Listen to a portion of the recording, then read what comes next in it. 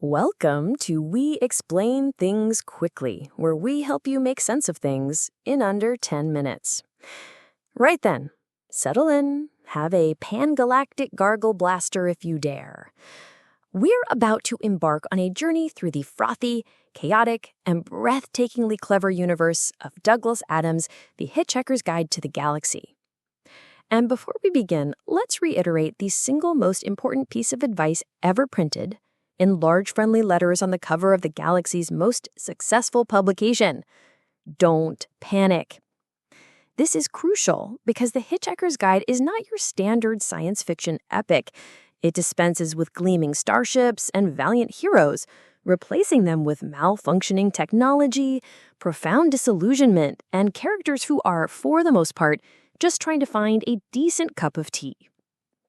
It's a story that posits the universe is not only stranger than we imagine, but stranger than we can imagine, and is frequently irredeemably silly.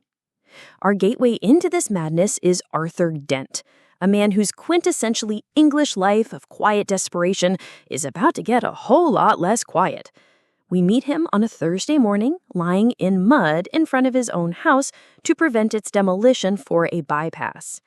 This very terrestrial problem is rendered spectacularly insignificant when Arthur discovers, moments later, that the entire planet Earth is scheduled for demolition to make way for a hyperspace bypass. It's a cosmic case of bad timing. Arthur is saved from vaporization by his friend, Ford Prefect. Arthur had always assumed Ford was an out-of-work actor from Guildford with some peculiar habits. The truth is far stranger. Ford is an alien from a small planet in the vicinity of Beetlejuice and a field researcher for the electronic book The Hitchhiker's Guide to the Galaxy. He's been stranded on Earth for 15 years, a stay that has slightly eroded his sanity and led him to conclude that the dominant life form is cars and the prevailing greeting is a clenched jaw. His original forward entry for Earth, mostly harmless, is a testament to his journalistic brevity, later amended to include some crucial context. Thus begins Arthur's unwilling, dressing-gown-clad journey through the cosmos. He and Ford hitch a ride on a Vogon constructor fleet, the very aliens who destroyed Earth.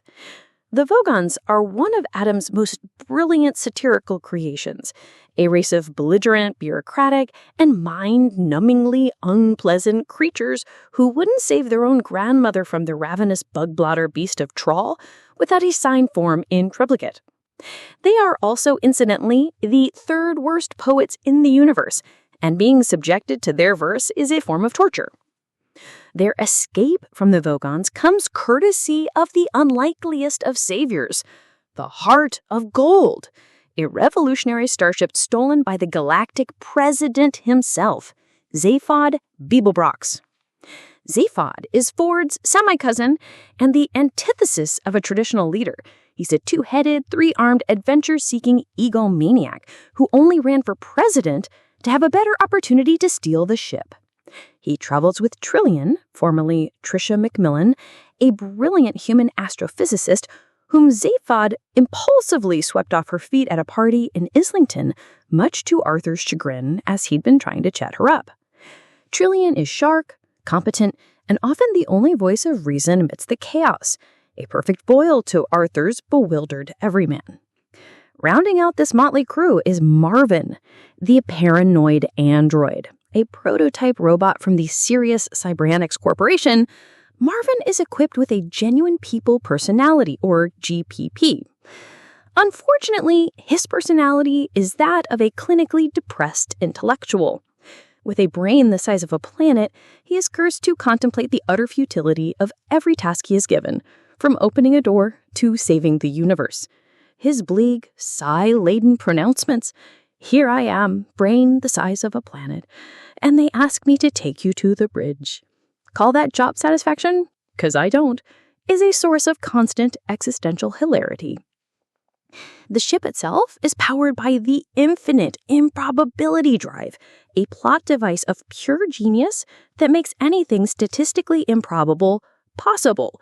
This allows the story to careen wildly from one bizarre scenario to another, turning missiles into a very surprised sperm whale and a bowl of petunias, or instantaneously transporting the crew to the legendary planet of Magrathia, a world that used to specialize in building custom luxury planets for the galaxy's wealthiest citizens.